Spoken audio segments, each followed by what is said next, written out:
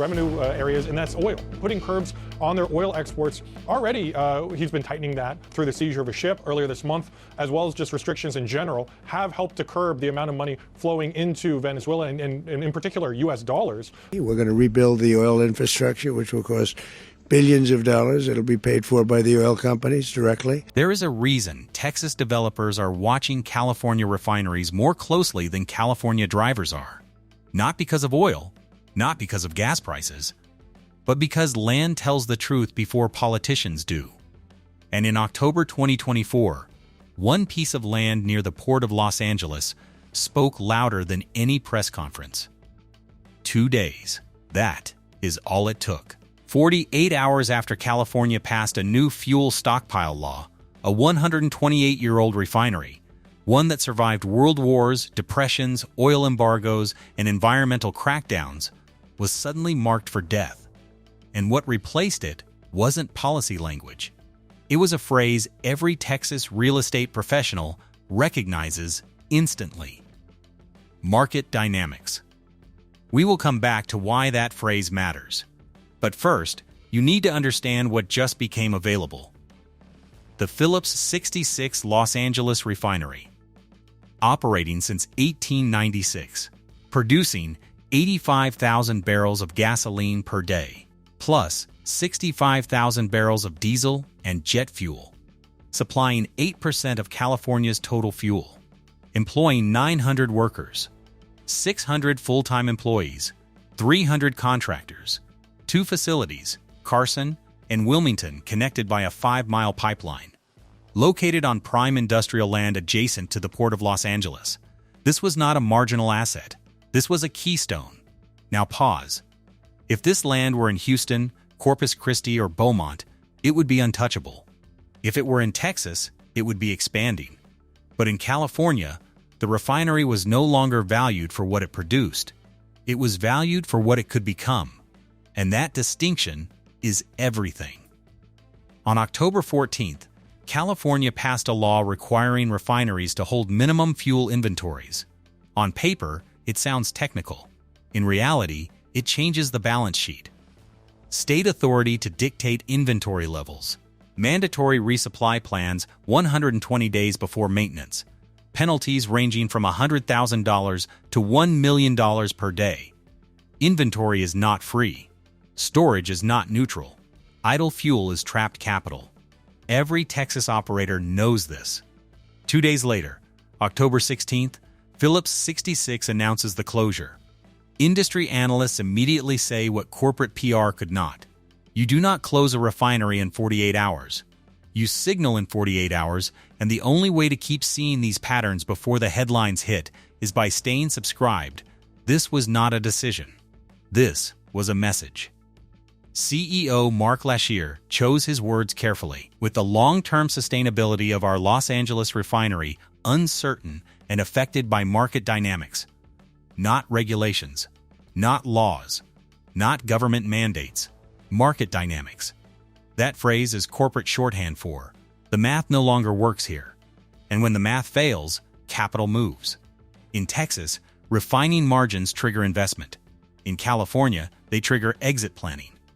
Phillips 66's West Coast margins dropped from $21.40 per barrel to $9.34, a 56% collapse in 1 year. Net losses after expenses, $6.64 per barrel. Texas sees volatility and builds buffers. California sees volatility and builds penalties. Consider what else is happening simultaneously. Valero fined $82 million at Benicia, the largest refinery penalty ever. Mandatory shore power retrofits costing millions per terminal. Rising carbon credit prices under the low carbon fuel standard.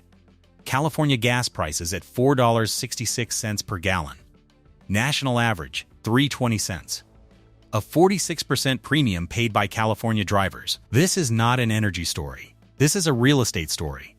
Phillips 66 is not leaving California. They are leaving manufacturing.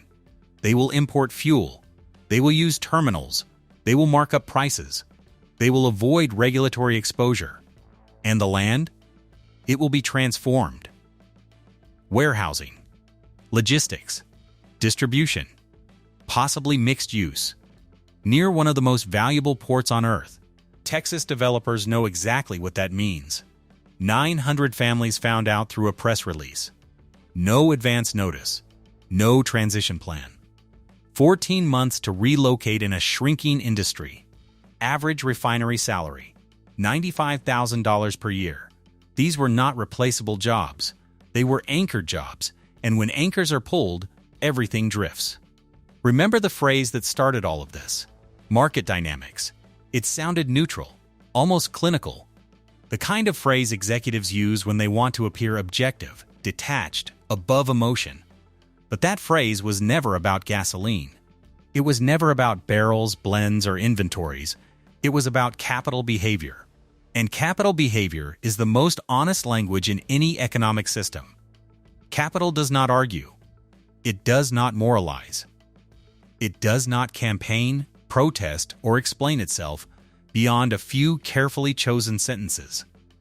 Capital evaluates risk, prices future conditions, and moves early, quietly, and decisively. What happened in California was not an energy crisis in the traditional sense. It was not a sudden collapse, not a regulatory ambush, not a short-term margin shock. It was the visible end of a process that had already been internalized by capital. California is now importing nearly 40% of its gasoline. That figure alone should stop people from treating this as a refinery story. Every imported barrel carries layers of embedded cost: ocean freight, insurance premiums, port congestion, weather risk, currency exposure, geopolitical uncertainty, and delayed response time during disruptions. Imported fuel is not just more expensive, it is less controllable. It arrives on schedules California does not dictate. From supply chains California does not regulate. Under conditions California cannot quickly adjust. At the same time, California is actively losing in state refining capacity. Physical, tax-generating, controllable infrastructure that once acted as a buffer against volatility. That contradiction is not accidental. It is the outcome of how risk is being priced. Texas exports fuel. California exports land. That contrast explains more than any legislative summary ever could. In Texas, energy infrastructure is still treated as productive capacity, something to be protected, expanded, optimized, and amortized over decades. In California, the same infrastructure is increasingly treated as transitional land use, valuable not for what it produces, but for what can replace it. When land becomes more valuable without production than with it, the decision is already made. Long before the public announcement, long before the workers are notified, long before the press asks questions.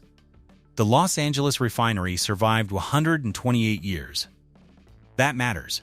It survived the Great Depression, 2 world wars, oil embargoes, environmental revolutions, ownership changes, technological shifts, and multiple economic crashes. It adapted repeatedly to new versions of the future. This was not a fragile asset. It was resilient, upgraded, and integrated into one of the largest fuel markets in the world. It did not shut down because it was failing today. It shut down because the future was being priced in. That distinction is critical. Phillips 66 never said the refinery was impossible to operate. They never said it was illegal, bankrupt, or non-compliant. What they said, twice, was far more revealing. They said the business would become increasingly challenging. That phrase is not emotional. It is mathematical. Increasingly challenging means risk is rising faster than return. It means compliance costs are becoming less predictable.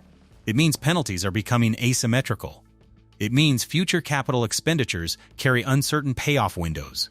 And when that happens, capital does not wait for losses to show up on quarterly statements. It reallocates.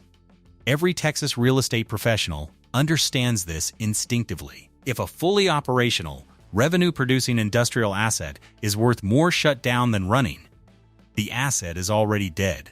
The closure announcement is not the cause, it is the confirmation. The press release is not the decision, it is the obituary. Near the Port of Los Angeles, that land has extraordinary optional value. Logistics, warehousing, distribution, data infrastructure, mixed-use redevelopment, all offer something refining does not: predictable rent with limited regulatory exposure. Manufacturing produces cash flow, but it also produces risk. Regulatory risk, enforcement risk, penalty risk, political risk, stranded capital risk. Rent-producing land produces predictability, and predictability is the most valuable commodity in an environment where rules change faster than amortization schedules. This is why timing mattered. The closure announcement came 48 hours after the new stockpile law, not because the law caused the decision, but because it confirmed the direction. Industry analysts immediately pointed out what corporate messaging tried to soften: you do not shut down a refinery based on 2 days of analysis. These decisions take months or years.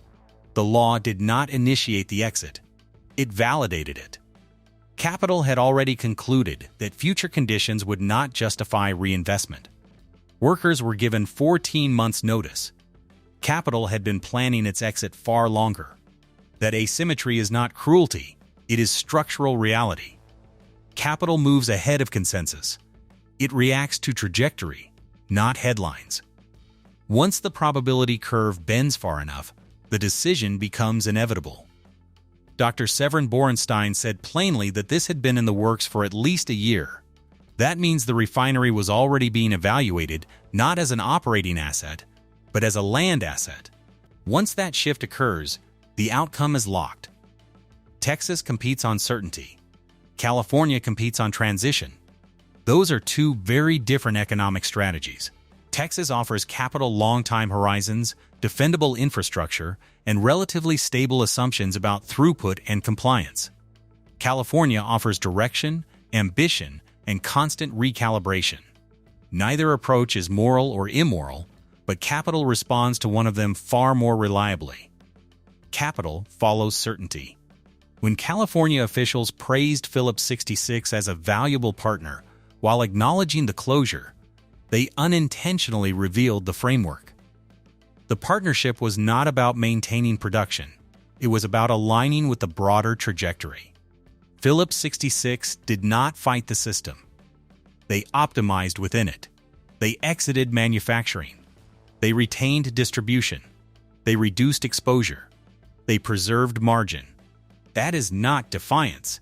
That is adaptation. This is why Texas professionals watching this story do not see a refinery closure. They see confirmation. Confirmation that industrial production is being de-risked out of California. Confirmation that land is being repriced upward. Confirmation that manufacturing risk is being externalized. Confirmation that exit liquidity now exceeds operational value. And once exit becomes more attractive than reinvestment, capacity does not come back.